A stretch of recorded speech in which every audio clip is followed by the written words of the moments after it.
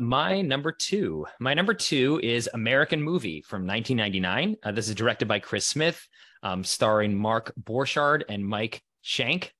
Plot summary: documentary about an aspiring filmmaker's attempts to finance his dream project by finally completing a low-budget horror film he abandoned years before. So this is a documentary about two incredibly independent or an independent filmmaker from the Midwest, and what I think this movie shows and what he represents to me in terms of filmmaking is that most of the movies that are made are like this. They are very small, independent, constrained by everything from money and cast and crew and equipment and time, but it's the passion of the person that can drive it and get it through. And also, these are people where movies are their passion. It's not their livelihood. This is not their job. They're not good enough, or they haven't been successful enough yet where they are able to just be professional filmmakers. And then the other thing I think this movie does a really good job in capturing too is that movies can be an escape when you watch them, but also there really can be an escape too for the filmmakers making them. So in this film goes over a lot of Mark's troubles, his ex-wife, his current girlfriend, his kids. There's multiple scenes where he's talking about all these bills that he can't pay. And he's frustrated with his lot in life too, always complaining, that, he's never really amounted to something. He's, middle-aged and he's never accomplished anything. And there's all these frustrations. But what I think this film shows is that the movie and him trying to make all these films is a way for him to escape from his actual life. Save himself, like we were just saying. Exactly. And actually save himself because of giving him something then that he can do, because his life would have no meaning or purpose. I mean, he has kids, so maybe I shouldn't be that harsh. He has meaning and purpose, but he feels like he needs to fill some void that he has. And filmmaking, even though it's very amateurish and arguably maybe he's not even a good filmmaker, but it's what really fills in those gaps for him. I just thought this movie's fascinating, just seeing his trials and tribulations. Very funny too. He's a lot of really funny folksy kind of humor with his friends and his family. And it really does, he's someone who loves films. He references a lot of, big Bergman films and really his favorite movies. But he yet again just can't make anything that is on that same level. And it is crazy too. Like you think, okay, he's trying to make this horror movie and okay, it's really bad, but never amounts to anything. But then you think back, there's a lot of directors that started off in small independent horror movies, Sam Raimi, James Cameron, John Carpenter, and they all became hugely successful and very talented directors. So what is stopping this guy? Or even someone like Kevin Smith, who famously maxed out like 13 credit cards to pay to make Clerks in a very slapdash way, much in the same that he's trying to make his film Coven. But he's one of the ones who doesn't make it. And I think what is so great about this film is it does show that other side of all these people out there that are making these films, and they don't ever be successful, but they still keep making them because they're passionate, because of those needs to escape.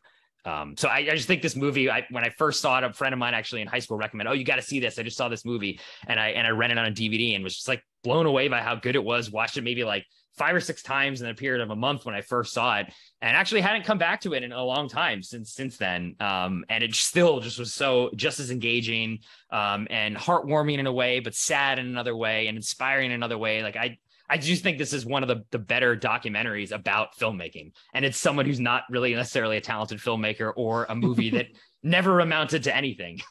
So I just find that really interesting. But I really do enjoy this movie and what it says about why people make films. Yeah, I had never watched this movie. I had never even heard of it. But yeah, echo everything you said. Just really, really loved it. I didn't know that this was a documentary. To me, it sort of felt like that. It's almost like a mockumentary. Like the movie is made to make this commentary as opposed to it being an actual documentary. And I didn't have that much time to research, what this guy has done since or what have you. But so that's interesting that the thing that they did, this is a successful piece of whatever it is. Yeah. So that's kind of funny. I agree with everything you said. The other thing that I also picked up was kind of what we've been saying before as well. The other people who are around him, helping him, it's so interesting to me. They know that he's probably a loser. They know that this is not going to amount to anything, but yet they're there. And some of it is just friendship. Some of it is just killing time. Some of it is, I think, once again, that power of making movies, storytelling, camaraderie, everything we talked about earlier. And I found that so fascinating. And now that you told me this is a documentary, that rings true even more. Oh, so the meaning. You actually didn't even till just now realize that it was real. Oh, interesting. Oh, wow. Okay. Yeah. I thought it was just all created. For the movie. This is a real guy's life. Yeah. Which makes it even more incredible in a way. Exactly. Yeah. But I was really touched by that, and his brother says is that the only gift that he has is the gift of the mouth. As he says, I was like, oh, what does that mean? Yeah. And then he's like talking and convincing people. He can be pretty persuasive. And like you said, there's probably just a thin line between people like him who are passionate, crazy, dare to even do this, who actually make it, and then the ones who don't. Because he has all the ingredients. If we probably saw any of the people that you mentioned in this time of their lives, they probably look like this. Oh, yeah. Or hustling every second, convincing people, just taking whatever they can get to make whatever they want to make. They just made it somehow. Maybe they were smarter, maybe they were more talented, who knows, right? So yeah, really, really enjoyed this movie. And Mark, Shank, what's his Borchardt.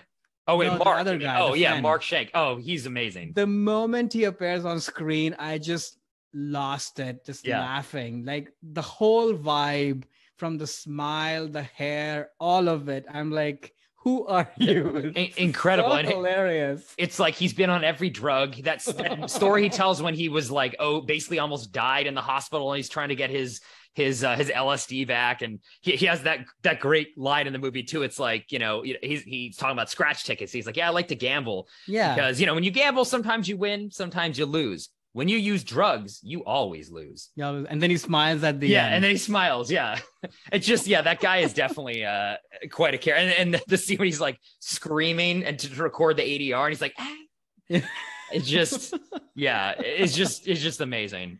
He is definitely like someone who you don't believe is actually real, but he's a real dude. Yeah, pretty incredible. Yeah.